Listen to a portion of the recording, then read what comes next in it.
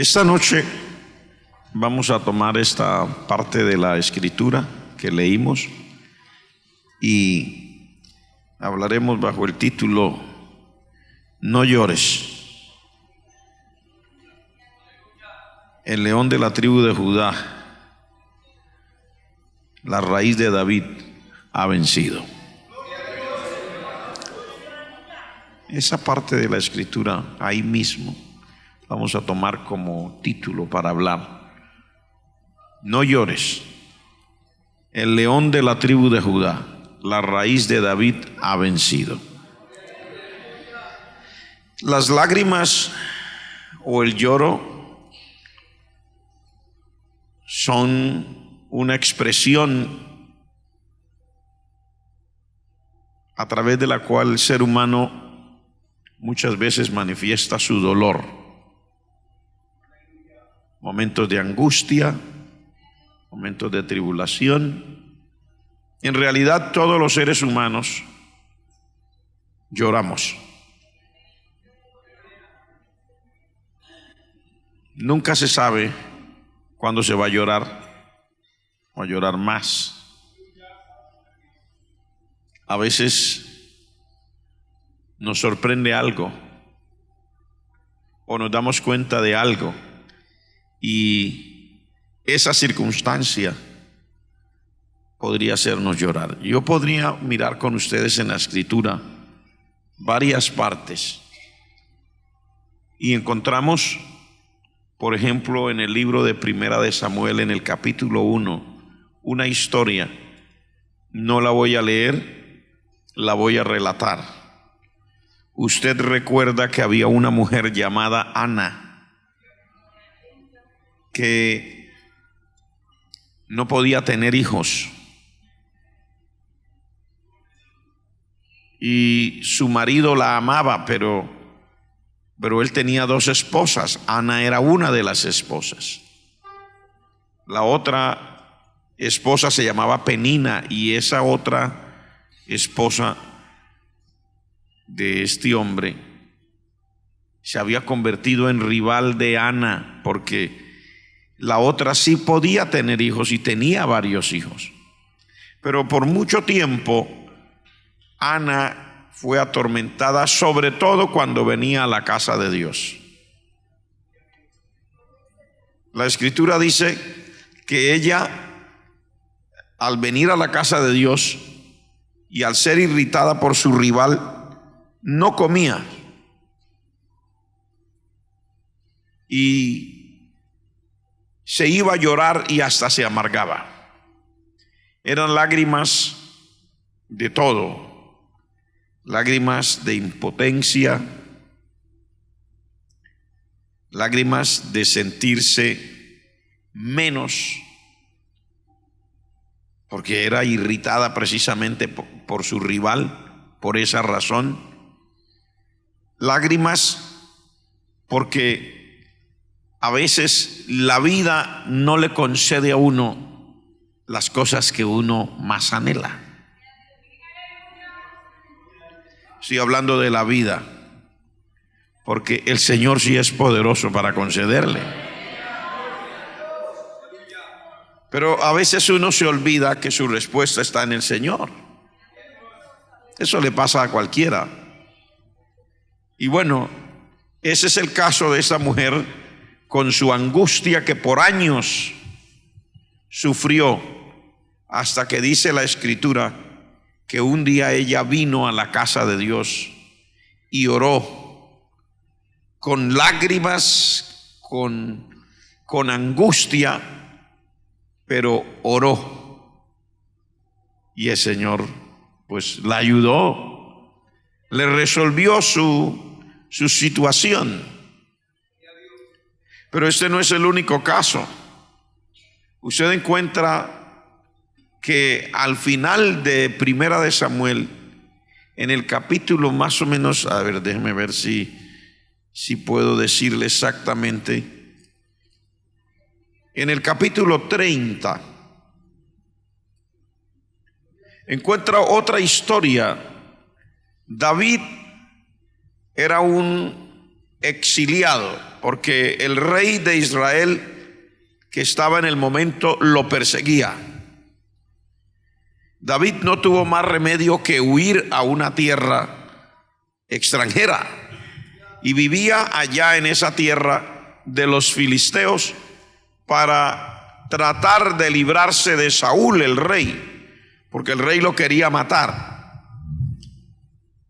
Y sus problemas aumentaban cada día hasta que él tuvo que irse. Y allá vivía exiliado y tenía como 600 hombres que habían estado con él, se habían juntado con él. La escritura dice cómo había sido. Dice que habían hombres amargados, endeudados, y al ver que ellos también estaban pues casi sin remedio, pues se fueron haciendo amigos de David, y se formó un grupo de hombres, como de 600 hombres, que estaban en una condición similar a la de David. Y cuando David se fue, ellos se fueron con él y se fueron con su familia. Como David era conocido como un héroe de guerra y él los había liderado y los había enseñado, pues uno de los reyes de los filisteos los recibió y le dio una ciudad, un lugar llamado Siclag. Y en ese lugar les dijo: ustedes vivan ahí y están a mi servicio. Y así pasó. Pero la escritura relata que un día, cuando ellos vienen a Siclag, porque habían tenido que salir todos los hombres porque se avecinaba una guerra, cuando él regresa con sus hombres a Siclag, dice literalmente que habían venido los amalecitas y habían asolado la ciudad y le habían prendido fuego y se habían llevado cautivas a las mujeres y a todos los que estaban allí, desde el menor hasta el mayor. Pero a nadie habían dado muerte, sino que los habían llevado al seguir su camino. Y dice: vino pues David con los suyos a la ciudad, y he aquí que estaba quemada, y sus mujeres y sus hijos e hijas habían sido llevados cautivos. Entonces mire este verso que dice: entonces David y la gente que con él estaba alzaron su voz y lloraron hasta que les faltaron las fuerzas para llorar. O sea, hay momentos en que este lloro es muy particular. Aquí la Biblia dice, no solamente dice, porque algunas personas lloran en silencio. Ustedes han oído personas que lloran en silencio, nadie se da cuenta, lloran a solas. Pero esta situación de estos hombres en ese momento había tocado fondo. Estos no pudieron llorar en silencio. Dice: alzaron la voz y lloraron, pero no solamente dice alzaron la voz y lloraron, dice alzaron la voz y lloraron hasta que ya no les quedaron más fuerza para seguir llorando.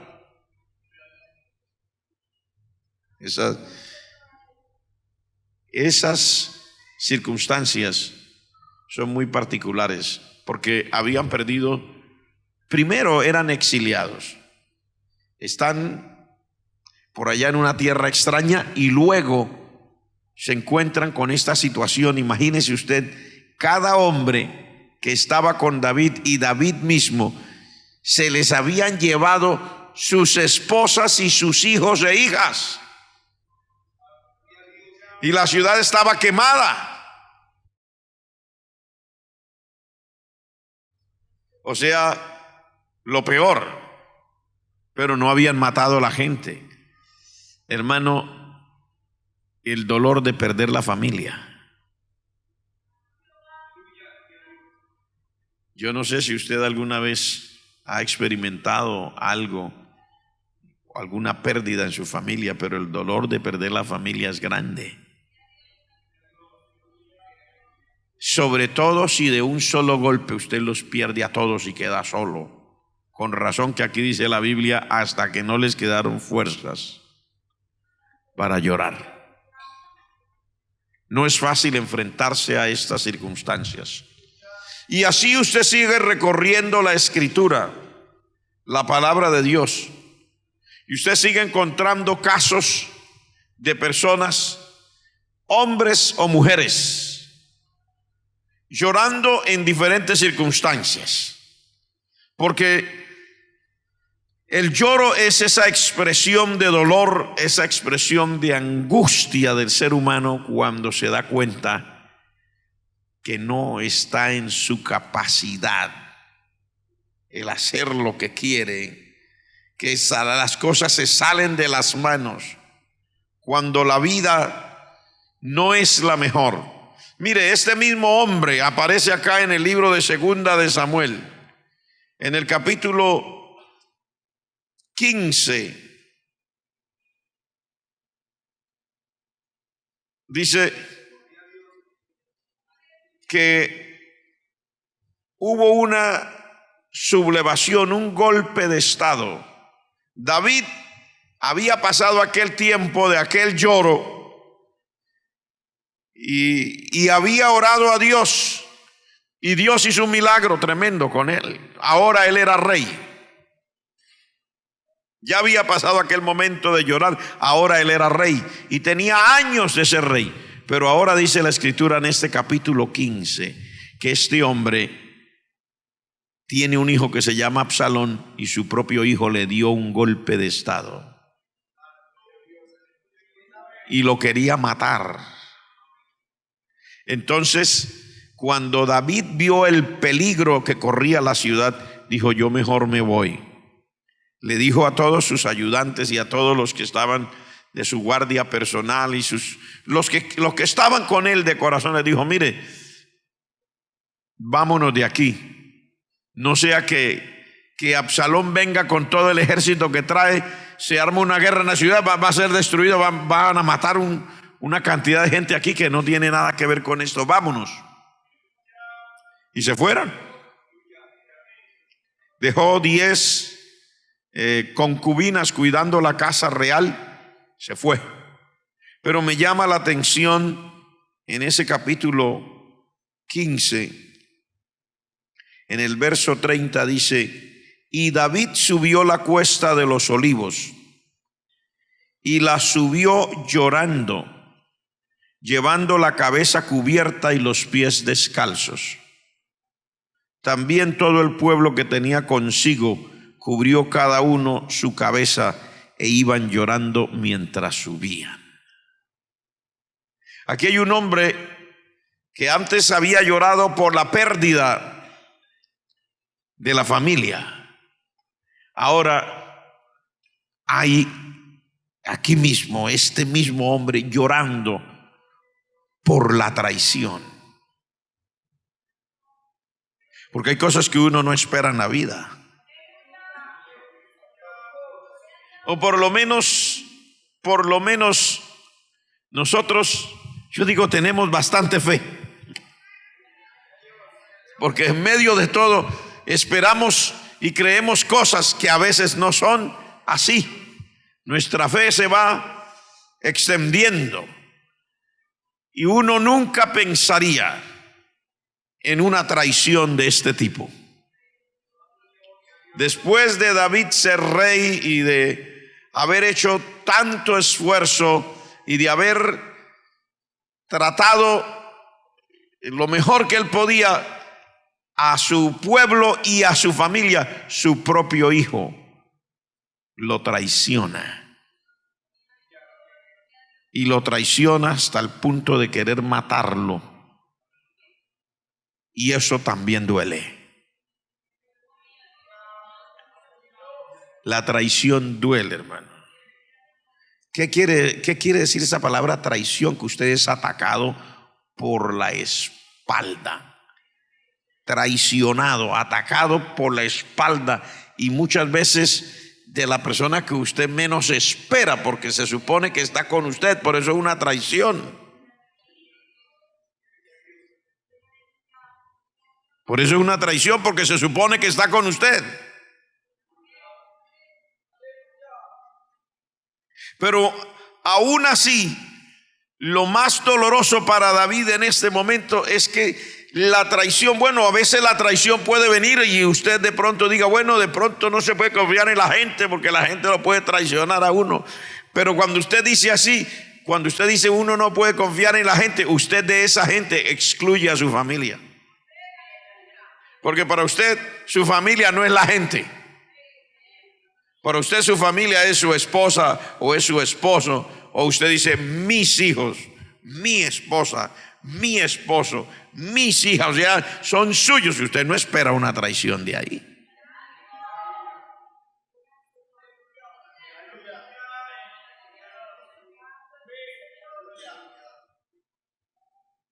Aleluya. Y la traición duele. La traición también rompe el alma. La traición también vuelve pedazos el corazón. Y aquí encontramos a este hombre. Mire cómo dice que iba. Dice, subió la cuesta de los olivos llorando. ¿Cómo más podía subir? Pero mire cómo más dice, llevaba la cabeza cubierta. O sea, quiere decir que no llevaba la corona de rey. Llevaba la cabeza cubierta, era porque llevaba ahora un manto sobre su cabeza. Y dice que iba también descalzo.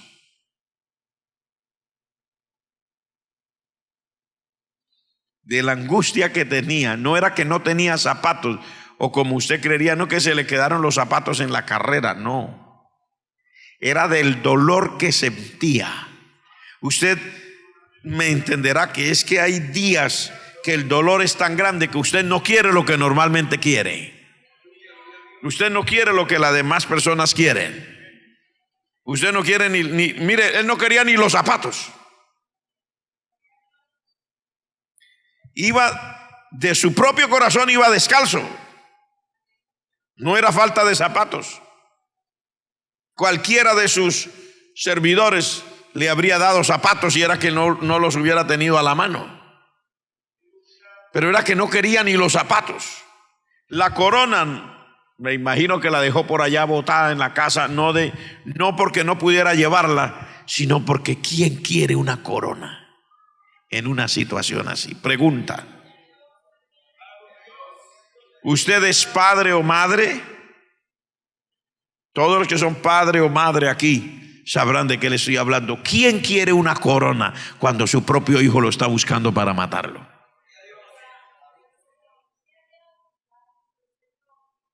¿Quién quiere una corona? Usted andar como un pavo real en medio de una traición y una traición de ese tipo. Una traición tan terrible. Y sabe que lo que más duele en este caso para David es que él amaba muchísimo a ese hijo. La Biblia dice que ese hijo era sin defecto, dice, físicamente. Dice que nadie en Israel era alabado tanto por su hermosura como ese hijo. Así dice la Biblia. En Israel nadie era alabado tanto por su hermosura como ese hijo que se llamaba Absalón. Dice que desde la coronilla hasta los pies no tenía defecto. Era un galán. Es más, dice que se cortaba su cabellera una vez al año. Se peluqueaba solo una vez al año, pero dice, y no recuerdo exactamente para decirlo en términos muy concretos, pero dice el peso que producía el cabello que le recortaban, o sea que tenía una cabellera abundante. Y especifica cuánto pesaba la cabellera cada vez que se la cortaban. O sea, usted sabe cómo somos los padres cuando acaba de nacer una criatura y vienen las personas a visitar. Normalmente, ¿cómo quiere uno? que las personas digan, ¿a quién se parece? Siempre se pregunta, ¿a quién se parece? Y ustedes saben que David, la Biblia dice que era hermoso. La Biblia dice que David era un hombre elegante. Y el hijo salió tal vez mejor que el papá, o puro al papá, diría alguno. Y entonces cuando usted tiene esos hijos que, bueno, para nosotros los padres todos los hijos son elegantes, ya bajitos, ya altos, ya ñatos, ya narizones, como sea, todos no hay nadie más hermoso que el hijo de uno. Que los hijos son el reflejo del padre y de la madre, ¿cierto? Llevan la esencia, llevan la naturaleza de uno. Pero hay unos hijos que como que lo hicieron en un molde especial, ¿cierto? De esos no hay aquí. Así como Absalón, no. Perdóneme, pero no así tanto como Absalón, no. Eso en alguna cosita no quedó bien el molde. Pero para Absalón, o sea, yo me imagino que para este padre, David, Absalón lo tenía como en un nicho, porque dice la Biblia, cuando ya se armó la guerra y vino Absalón con el ejército y a David le tocó enviar a sus soldados porque era una guerra, él salió y le dijo a los generales y a los soldados, tengan mucho cuidado del joven Absalón. O sea, para él era una cosa extraordinaria su hijo.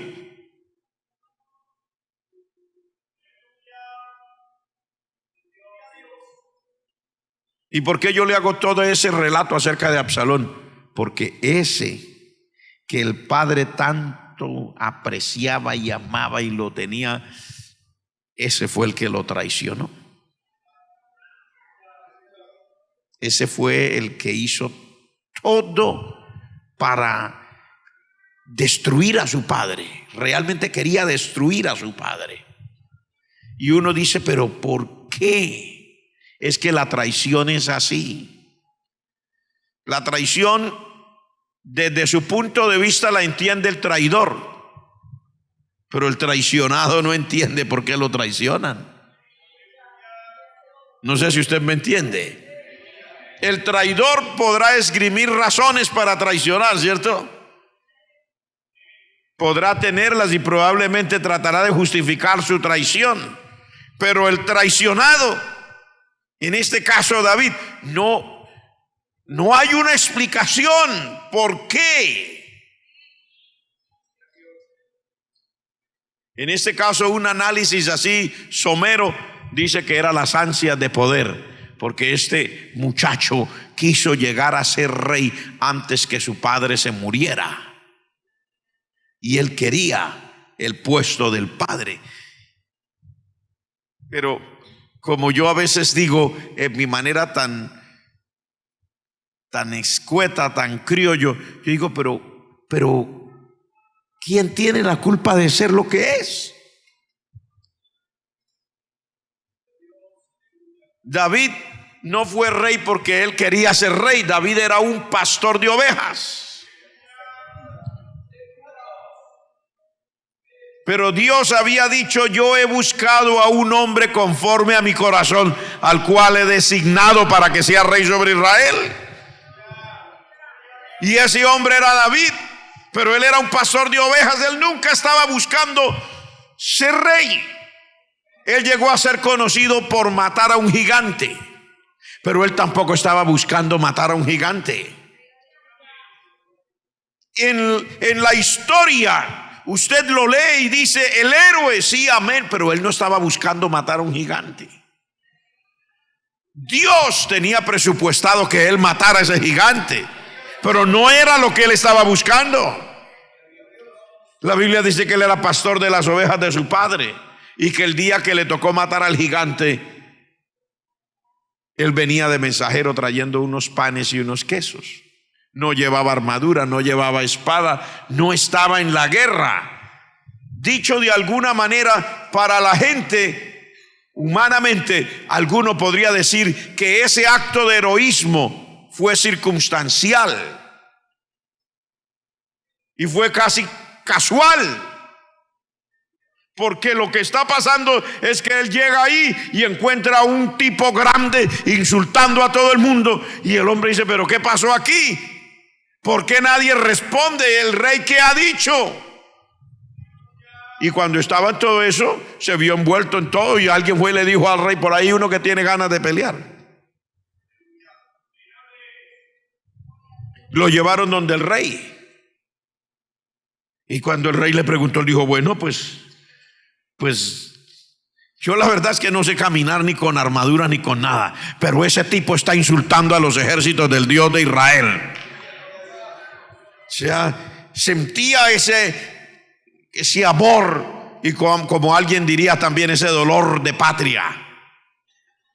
Sentía esa angustia por los insultos del otro y resultó matándolo. Claro, estamos hablando humanamente porque ya ustedes saben que era Dios el que había escogido a David y era Dios el que lo había ya entrenado. David había sido entrenado para matar a ese tipo. Dios nunca lo mete a usted en cosas que usted no puede.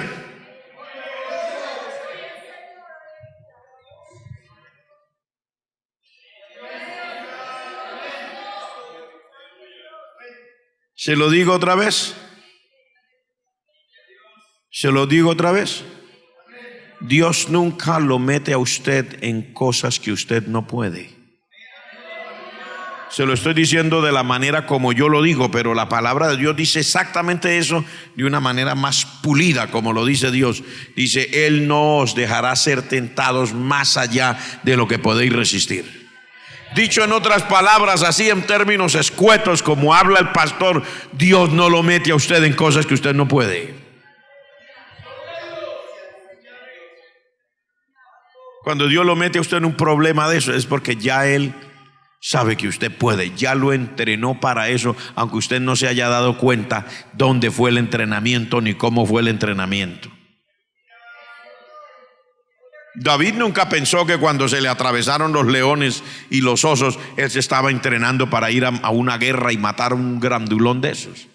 Él lo único que sabía era que él era pastor y tenía que responder por las ovejas. Porque todo pastor que se respetara en Israel respondía por las ovejas. Y si una bestia venía y mataba una oveja, si él quería decir realmente una bestia mató la oveja, tenía que traer la muestra. No podía salir, ay, ¿cómo le parece que me atracaron? Vino un león y se llevó 2 ovejas, 3 ovejas. No, si no podía mostrar, le tocaba pagarlo. Así era la ley con los pastores. Entonces, ¿qué hacía él cuando venía un león o un oso y se llevaba una oveja? Dice la Biblia que él corría detrás del león y detrás del oso, que es una historia asombrosa. Corría detrás del león y del oso y lo alcanzaba, y dice, y le arrebataba. Por eso es que dice que le arrebataba. Y algunos dirán, ¿para qué le sacaba ya un león, un oso, y para qué le iba a sacar la presa de la boca? Si ya para qué. Porque eso era lo que él podía mostrar para decir, mire que sí lo mató un león, lo mató un oso. Pero la Biblia dice, pero si se levantaba contra mí, él relata, dice, yo le echaba mano y lo mataba. O sea, él fue entrenado para eso sin él darse cuenta. Y usted no sabe que Dios lo pasa por las cosas que lo pasa y usted no se da cuenta. Y Dios siempre lo está entrenando a uno para las cosas en las que Él quiere meterlo. Para las cosas en las que Él quiere que usted se desempeñe. Levante sus manos y dele gloria a Dios si puede. Entonces David llega a ser un rey sin él estar buscando ser rey. Y ahora que él es rey, entonces su hijo, por las ansias de poder y él querer ser rey en lugar de su padre, ahora lo quiere destruir, lo quiere matar. Y la traición es así. En la traición a veces la razón está lejos de la realidad. porque alguien quiere lo que usted tiene, o alguien no le gustó lo que usted tiene, o porque usted le cayó mal, o por cualquier razón,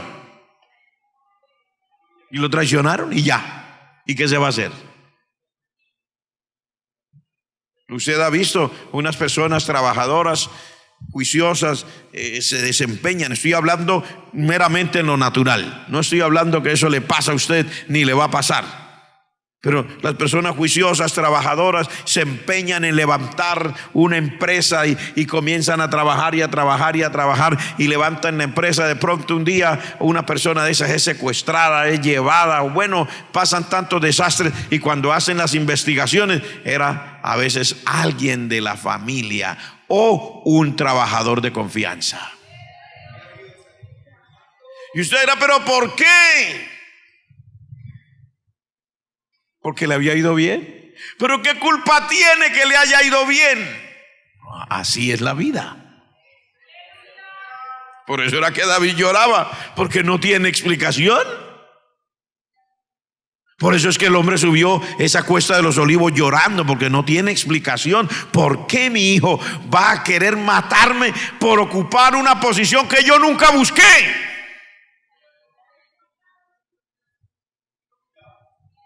Por unas cosas en las que yo nunca me empeñé. Porque usted llega a ser en la vida lo que Dios quiere que usted sea, y se acabó. No sé si me entiende lo que quiero decir. Dios tiene destinado algo para usted. ¿Cuántos sabían que Dios de antemano tiene un plan, un propósito? Y Dios dijo, así yo lo quiero. Y usted no tiene la culpa de eso. Por eso es que a veces la gente se sorprende que un cantante con buena voz sea feo de cuerpo y de cara. Porque eso no tiene que ver ni con el cuerpo ni con la cara.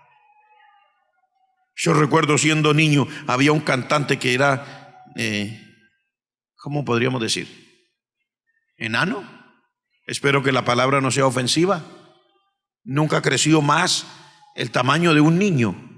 Y tenía una voz privilegiada, y lo paseaban por todos los países. Y qué voz, cómo cantaba. Pero cuando usted iba a ver, el cantante no había crecido más de esto, llegaría tal vez a mi cintura. Pero la voz era la de un gigante de la canción. Entonces le llamaban el pequeño gigante de la canción, porque Dios decide las cosas que va a hacer. ¿Está usted aquí conmigo? No, eso es irrelevante cuando Dios decide hacer algo. Y aún en eso, si usted va a cantar, es Dios el que decide que usted va a cantar. Se acabó. Dios hace lo que Él quiere. ¿Cuántos saben que Dios hace lo que Él quiere? No pelee con los demás. Aprovecho para decirle, no traicione a nadie.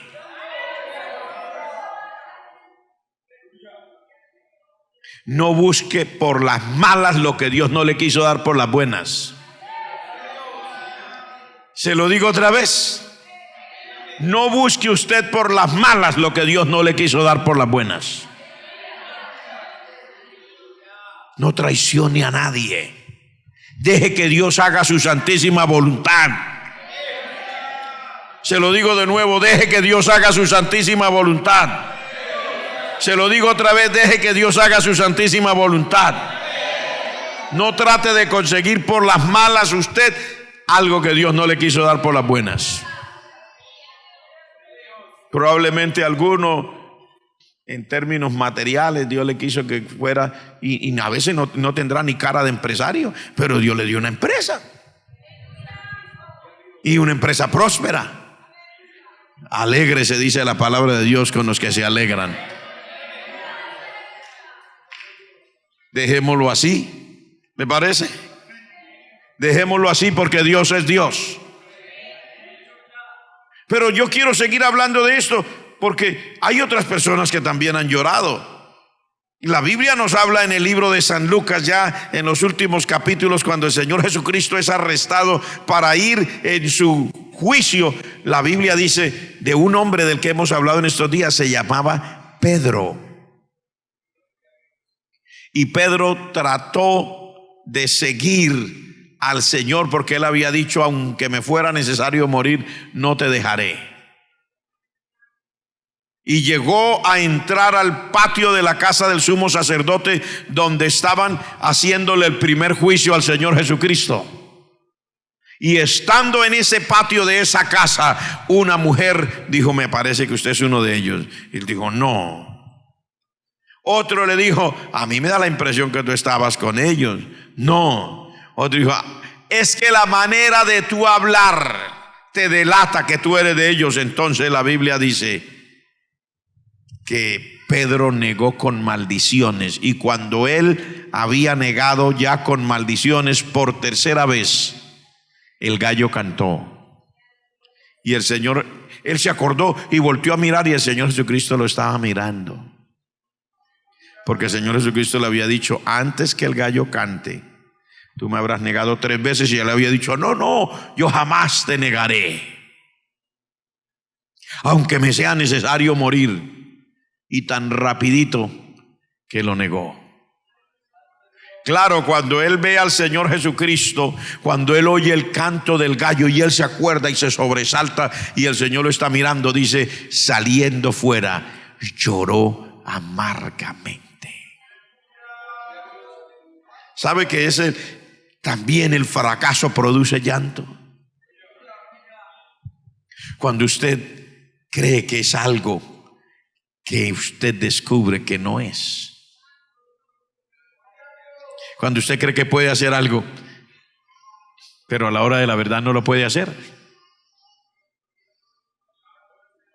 Esa promesa que había hecho no hacía nada que había dicho: aunque me fuera necesario morir, no te negaré. Y ahí está, se asustó. No fue capaz, claro. Aparte de que no fue capaz, aparte de ese fracaso tan terrible en cumplir lo que él creía que podía hacer, está también el dolor de saber que ha traicionado a su maestro, que él decía que lo amaba mucho. El Señor lo tenía a él como uno de los principales. Cuando los demás no iban, Pedro iba. Cuando los demás no podían entrar, Pedro sí podía entrar. Cuando los demás no se atrevían, Pedro estaba ahí. Cuando faltaba quien dijera algo, Pedro estaba ahí. Pero ahora es un fracasado. Usted sabe que en esta vida eso alcanza para todos. ¿Ha llorado usted por su fracaso?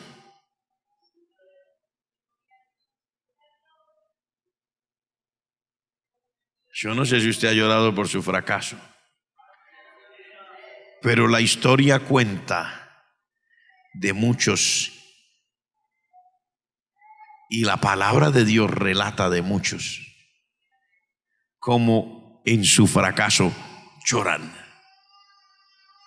Y es que hay que llorar. El llanto es una expresión. Es una expresión de dolor, el dolor que nos producen las cosas en la vida. Pero luego usted puede seguir, usted puede encontrar más gente llorando. La Biblia dice que cuando el Señor Jesucristo resucitó, en el Evangelio de San Juan, dice: el Señor Jesucristo resucitó, pero el primer día de la semana María Magdalena se fue para el sepulcro, quería ungir al Señor, y cuando llegó, la piedra que estaba en la puerta estaba quitada. Era una cueva. Miró, no había nadie, salió corriendo de regreso, le dijo a Pedro y a Juan: se robaron el cuerpo del maestro, se lo llevaron. La piedra fue quitada y allá no estaba el cuerpo, y salieron corriendo. Y dice: y corrieron Pedro y el otro discípulo, pero el otro discípulo era más joven, corrió y llegó primero, miró. Pedro llegó después, miró, se fue. Dice: pero María también había venido de regreso. No la nombra ella corriendo, pero estoy seguro que ella corrió porque estaba ahí y los otros venían corriendo. Y dice que cuando ellos tal vez ya se habían ido, ella se quedó ahí llorando afuera y se asomó otra vez para mirar. Dice: y estaba llorando. Y cuando ella estaba llorando, miró allá adentro y encontró dos ángeles que le dijeron: mujer, ¿por qué lloras?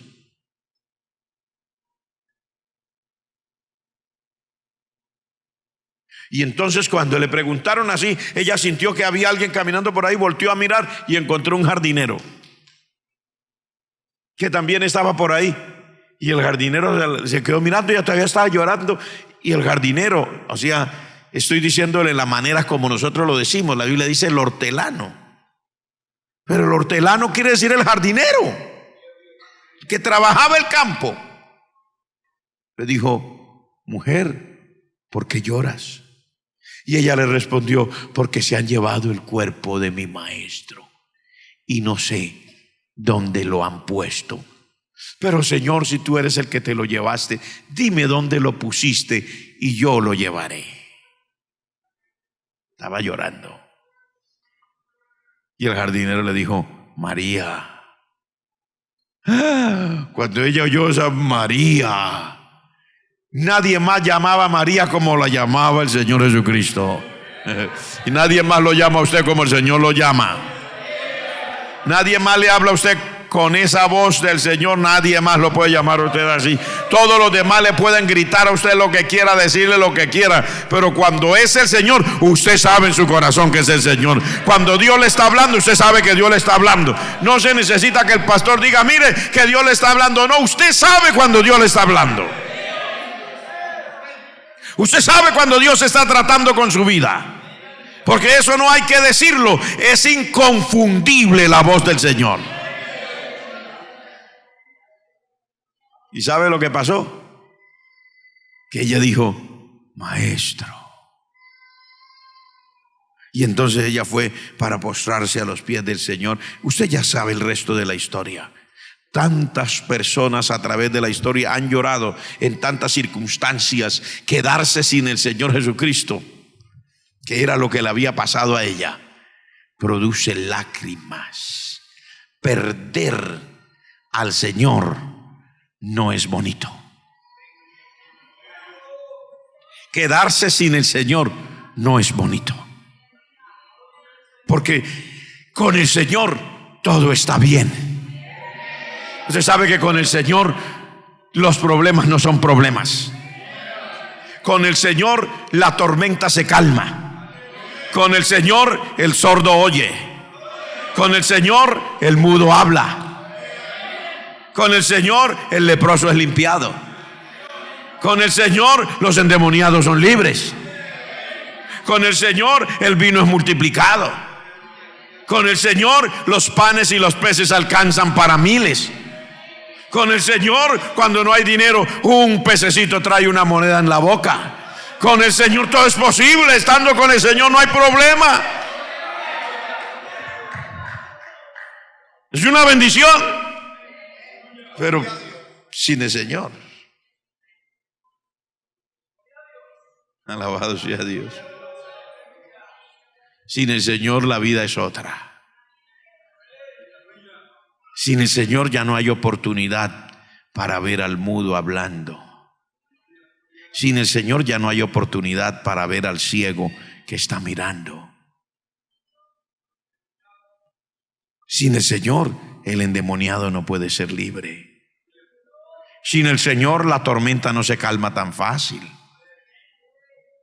No sé si usted me entiende lo que le estoy diciendo. Sin el Señor el problema financiero se agranda. O sea, el Señor es todo.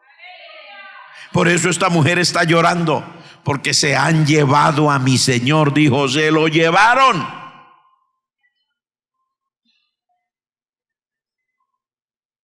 Y un tiempo sin el Señor, la sola idea de estar sin el Señor ya es una tragedia. Nosotros con el Señor tenemos vida eterna, hermano. Sin el Señor ya no tenemos nada. Con el Señor hay fe suficiente y creemos la palabra de Dios. Caerán 1000 a tu lado, 10.000 a tu diestra, a ti no llegará. Cuando el Señor está con nosotros, dice: Él te librará del lazo del cazador, Él te librará de la peste destructora, con sus plumas Él te cubrirá, debajo de sus alas estarás seguro. Con el Señor la lengua mentirosa no le hace daño a uno. Con el Señor la traición no es suficiente para derribarlo, pero sin el Señor ya estamos en problemas. Mira, una iglesia con el Señor, hermano. Aleluya. ¿Cuántos quieren ser una iglesia con el Señor? Hermano, una iglesia con el Señor es una iglesia que está garantizada. Con problemas o sin problemas, usted tiene garantía. Los problemas pueden aparecer, las murmuraciones pueden aparecer, los chismes pueden aparecer. Eso es propio de la raza humana. Esas habladurías tontas que no tienen ningún sentido pueden aparecer. Esos fastidios entre hermanos pueden aparecer. Esas peleas en la casa, en el hogar, marido con mujer, pueden aparecer. Esas peleas entre los hermanitos en la casa pueden aparecer. Peleas entre los hermanos de la iglesia pueden aparecer. Pero mientras el Señor está ahí, no es sino decirle: Señor, perecemos. Y Él se levanta en medio de la barca y le dice al viento y a la mar: calla, enmudece, y todo queda bien. Una iglesia con el Señor tiene garantías. Gloria al nombre del Señor, porque el Señor dice en su palabra: sobre esta roca edificaré mi iglesia, y las puertas del infierno no prevalecerán contra ella. Y cuando el Señor está con la iglesia, ¿cuántos están seguros que el Señor está con usted? Levante la mano que está seguro que el Señor está con usted. Cuando el Señor está con la iglesia, el enemigo se levanta. Y hay problemas. El Señor Jesucristo dijo: yo no he venido a traer paz a la tierra. Hay gente que está equivocada. Hay gente que esperan que ya estemos viviendo en el cielo. Usted no ha llegado al cielo, todavía estamos en esta tierra. El Señor dijo: yo no vine a traer paz a la tierra, yo vine a traer espada, dice. Los enemigos del hombre serán los de su propia casa. Hay gente que a veces nos molestamos o nos enojamos o nos sentimos apabullados porque no nos creen. ¿En dónde? Pues en la iglesia. Y que no me creen. Pues si el Señor Jesucristo no le creían sus propios hermanos tampoco. Algunos se aterran si una persona en algún momento no puede seguir en la misma congregación. Eso es completamente natural. La Biblia dice del Señor Jesucristo, y era el Señor Jesucristo. Dice: miles de personas iban con él, y un día después de un mensaje dice: no quedaron sino los 12. Y usted diría: pero después de un mensaje no quedaron sino 12. Y el Señor les preguntó: ¿y ustedes no se quieren ir también? Pues ya no quedan sino ustedes. Es normal y natural que en un momento determinado pueda haber una persona que no pueda estar, que no desee estar o que no se sienta cómodo. No, eso no quiere decir que la persona es mala.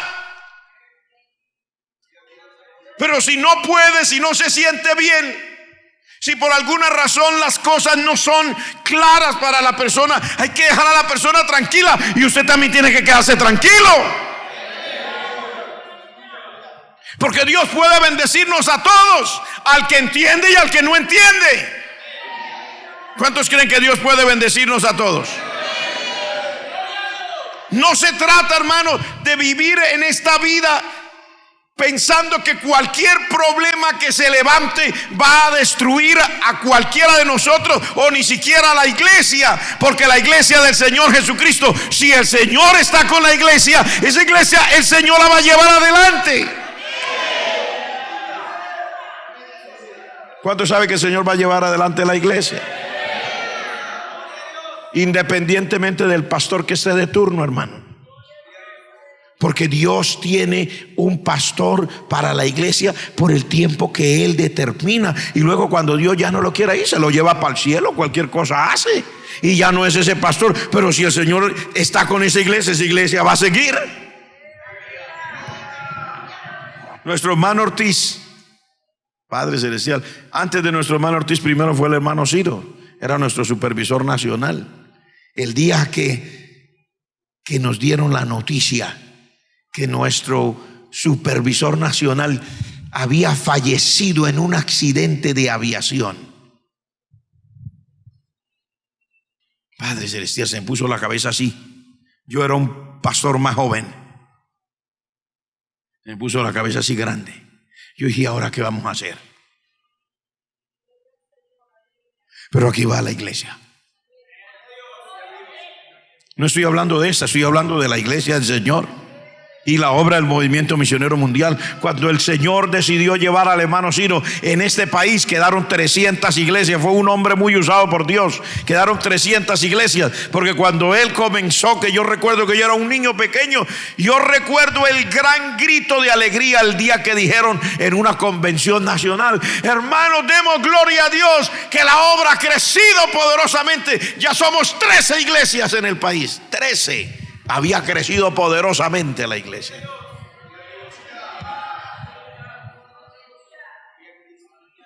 Yo recuerdo todas esas cosas.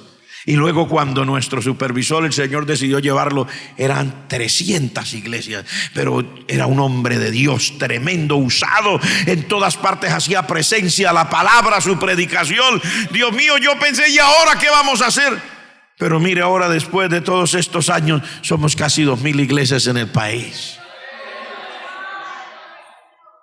Nuestro fundador, el reverendo Luis M. Ortiz. Hermano, qué hombre de ser usado por Dios. Yo recuerdo todas las experiencias.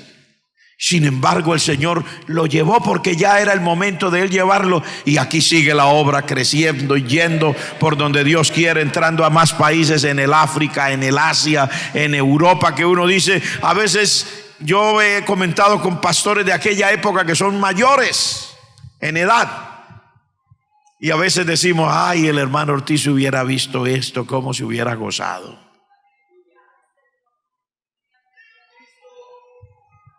No sé si desde el cielo se ve para acá, yo dudo, porque uno no va a ponerse a mirar para la tierra estando delante del Señor, se lo aseguro.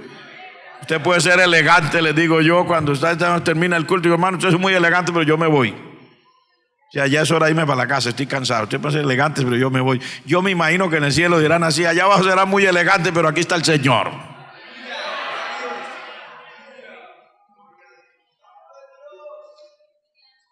Dios con su iglesia es la garantía total. Pero esta mujer está llorando porque se ha perdido el cuerpo del maestro. No lo encuentra, no tiene al Señor. Pero ya para ir mirando, lo que leímos en el libro de Apocalipsis es otra cosa. Dice, Juan estaba llorando en una visión. ¿Por qué lloraba? Porque había uno sentado en el trono. Ya usted sabe quién es el que estaba sentado en el trono, el Padre. Y habían 24 ancianos y habían unos seres vivientes y había, toda una cosa maravillosa de adoración. Y de repente el que está sentado en el trono mostró un libro que estaba sellado con 7 sellos y dice que un ángel gritó, a ver, ¿quién es digno de abrir el libro para que desate los sellos? Y no, dice, no se encontró en toda la eternidad a nadie. Dice, ni en el cielo, ni en la tierra, ni debajo de la tierra. No había nadie que fuera digno de tomar el libro y de abrir sus sellos. Pero dice, y yo, Juan, lloraba mucho. Hermano, cuando uno cree que los propósitos de Dios se quedan ahí porque no hay más por hacer, no hay nadie que pueda llevar esto, a uno le da afán. Porque uno quiere que esto siga. ¿Cuántos quieren que esto siga? ¿Cuántos quieren que el propósito de Dios se cumpla? Levante la mano si quiere que el propósito de Dios se cumpla. Es importante que el propósito de Dios se cumpla.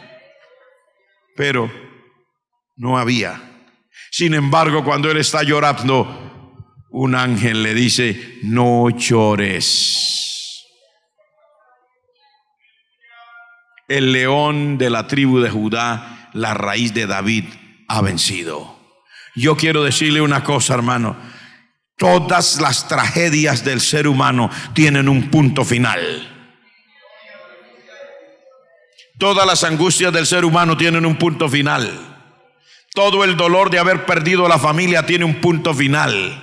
El dolor de la traición tiene un punto final. El dolor de la traición del familiar más cercano tiene un punto final. El dolor de sentir que a veces uno como que se hubiera quedado sin el Señor tiene un punto final. El dolor de saber que uno no haya respuesta a sus oraciones tiene un punto final. Nada de lo que usted y yo hayamos pasado o estemos pasando en esta vida será eterno ni permanente. ¿Sabe por qué tiene un punto final? Porque ahí se lo dice el ángel: el león de la tribu de Judá ha vencido. El Señor Jesucristo es vencedor. Y hay un punto final para todos los problemas de esta vida. Hay un punto final para todas las circunstancias que pueden estarle afectando. Hay un punto final para todas las cosas que pueden haberle hecho sentir como que no hay esperanza. Siempre hay un punto final.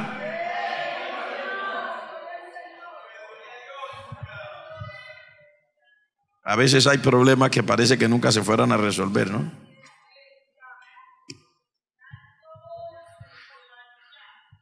No llores. El león de la tribu de Judá ha vencido. No llores. El Señor Jesucristo ha vencido. No te quedes llorando tu problema. El Señor ha vencido. No sé por cuántos años has llorado tu problema.